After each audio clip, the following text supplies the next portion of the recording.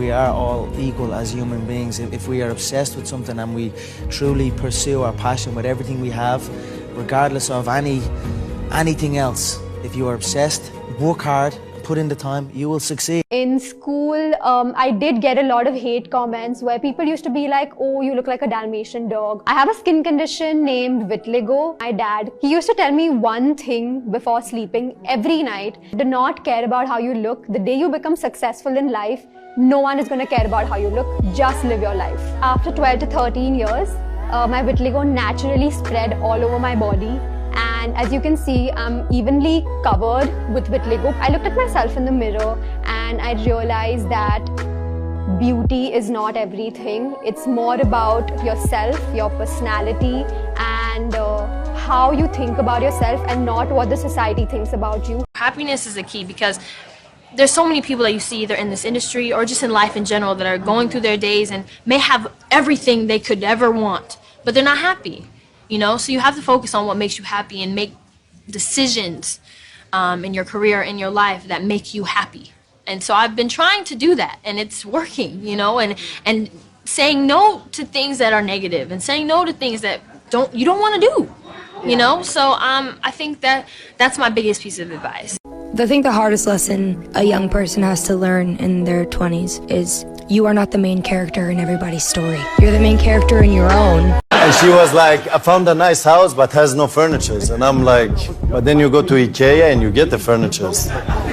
And then the broker goes like, rich people, they don't buy furnitures in IKEA. No, but intelligent people do. Who would you say is in better shape?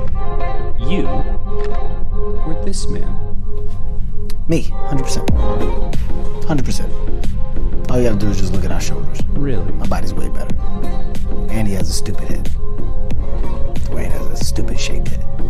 So he loses that battle.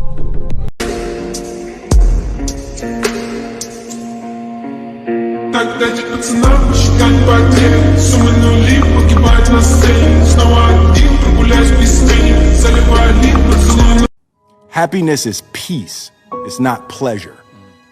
Right? And everybody thinks happiness is trying to get as much pleasure as you can get. There is nothing more agitating to your mind than extreme pleasure. It's like peace. An introvert loses energy from social interaction. An extrovert gains energy from social interaction. So an introvert wakes up in the morning with 5 coins. Every social interaction, they spend a coin. At the end, they are depleted. An extrovert wakes up with no coins. Every social interaction, they get a coin, and by the end, they feel rich. Like going to a party gives them energy, versus going to a party sucks your energy. What I have learned is I have a big personality, but I'm still an introvert. So what I've learned is that it doesn't matter which one you are. The question is how do you leverage what you got, right?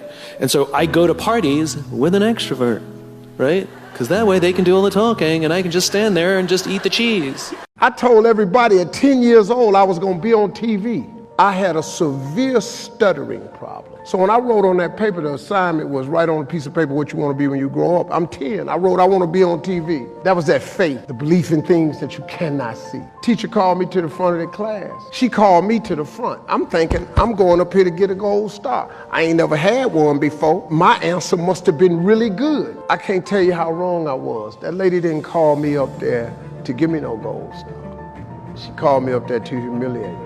She said, why would you write something like this on your paper? And I'm standing out. I'm trying to get it out. She said, who in the school ever been on TV? Who in your family ever been on TV? So every Christmas, I send her a flat screen TV. Your life is like a stock chart. Stocks take dips and everything. When your life takes a dip, it ain't time to trip. It ain't time to sell the stock. You got to remember, you a blue chip stock.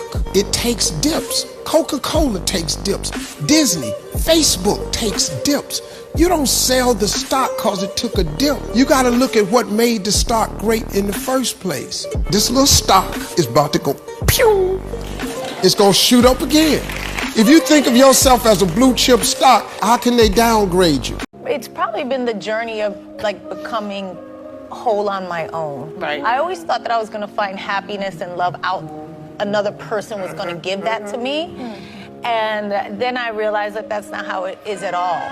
Like, you actually get to be happy all by yourself, you know, if you can just kind of appreciate yourself and know your worth and your value. I've worked with the Navy SEALs, and I asked them, how do you pick like the guys that go on SEAL Team 6? Because they're the best, the best, the best, the best. They drew a graph for me, and on one side they wrote the word performance, and on the other side they wrote the word trust. The way they put it is, I may trust you with my life, but do I trust you with my money and my wife? They're SEALs. This is what they told me. Nobody wants this person, the low performer of low trust, of course. Everybody wants this person, the high performer of high trust. What they learned is that this person, the high performer of low trust, is a toxic leader and a toxic team member.